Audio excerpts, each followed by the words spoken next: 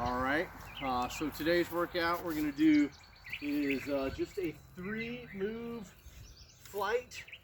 For the first one, we're going to go through it 3 times, 3 moves, because all 3 of them are single-sided, so we have to go through them twice. So we're going to anchor our band a little bit lower than we did for our last workout, about waist height or so. We're going to stand away from it, and we've got the loop. And remember, there's always all those different ways to adjust your band. We're going to hold it down here behind us at about our waist, and what I want us to do is bring it up into the front.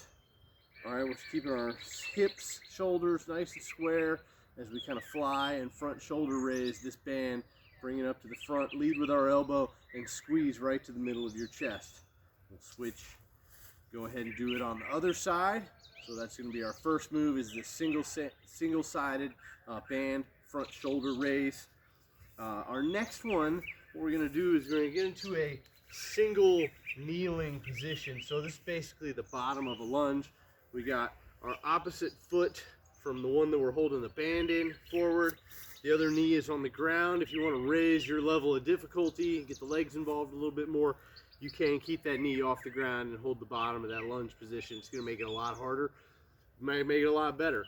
Go ahead and put your knee on the ground though for this one. And we're just going to do a single side band press. And we're keeping, again, our shoulders nice and square, our hips nice and square. You're going to feel it pulling on your quad a little bit as your body wants to rotate. Try to keep this hand off your leg. I know it's tempting to put it down there, but go ahead and make your core do the stabilizing. Don't let your arm do any of it for you. And we'll switch legs and arms. Of course, we're going to do both of these exercises for the same number of reps. We're aiming for 10 to 12. If you find that you're able to do more than 10 to 12 or less than 10 to 12, move out or in or grab more or less of the band as needed to make it a little bit more difficult. So that's our single-sided band press from a tall single kneeling position. And the next one is going to be up to you whether you want to do it from a standing position or from a kneeling position. I might like it from a tall kneeling position. That'll really fire it up. But we're just going to do this banded twist. So we're going to get far enough away so that the band is extended out behind us. It's about taut, and we're just going to turn through like we're swinging a baseball bat. I want you to really focus on making the movement happen by squeezing your belly, squeezing your torso across. We'll turn around and do that one on the other side. So it's 6 single-sided moves for a total of 3 moves at each exercise. We're going to go through it 3 times total. And once we're through with that, we're going to move on to our second flight of exercises. Let's see here. We are going to need to go ahead and take our band off. I tell you what, I'm just going to use a different band to demonstrate. And take your band off. You can use a different band. We are going to move to a shoulder press. So I want you to stand inside the loop of your band. Hook the thumbs up front, bring it up here to about shoulder level, and I want you to press it straight up and straight down. If you want to mix it up, you can always bring it behind the shoulders for a little bit of added stretch, getting those scapular muscles involved. Bring it down in front, push it straight up, straight down. Again, the front and behind the neck is optional. All right, our next one, a good old favorite of mine, is the standing bicycle crunch. Under control, squeeze the belly. Do not flex the neck. If you feel like you need to flex your neck, then I want you to do this move with your arms out front like a zombie. Squeeze the knee up towards the opposite elbow. You can get a few more muscles involved if you go ahead and rotate the elbow towards the knee, but I don't like seeing people pull their necks down. The next one, a new one that I really like, a rocket push-up. The way we're gonna do this one,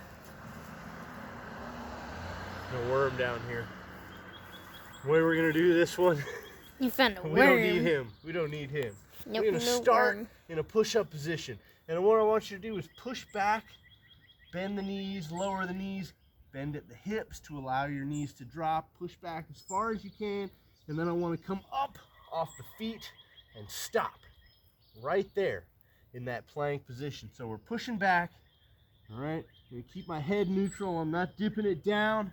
Keep my head neutral, get the knees low, and then I'm gonna push up and stop right on a dime by using the fronts of my shoulders and by really squeezing the core right beneath the belly button. So one more time, we push back, we come forward and stop, and I'm tall on my toes, and I've squeezed my belly to stop that momentum and really locked it in with the shoulders. And for the fourth exercise in that flight, since those are all bilateral, we're gonna mix it up with a round of side planks. Again, the side planks, you get some options. You can go down to the elbow. You can be up tall on the hand.